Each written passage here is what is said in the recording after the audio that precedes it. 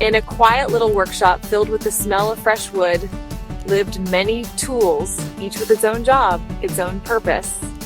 Among them were a nail and a hammer. By Ben Carpentry and Joinery story one sunny morning, as the wind blew gently through the open window, the nail looked up at the hammer with teary eyes and asked softly, "Why is it always you who hits me?" The hammer lowered its gaze and replied with a gentle voice, "I don't strike to hurt you. I strike to help you fulfill your purpose." The hammer nodded slowly. I know, but without those blows, you would never go deep into the wood. You'd never be steady. You'd never hold anything up. The nail went silent. It looked down at the floor, thinking deeply. Then it asked, "And you? Don't you get tired of hitting?" The hammer looked out the window for a moment before whispering, Yes, I do, but it's worth it. Every time I help someone find their place. The nail smiled, its eyes a little misty now.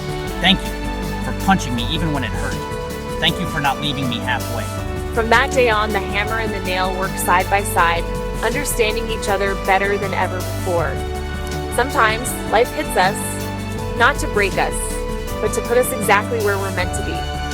Pain, like the hammer's blow, can be a form of progress.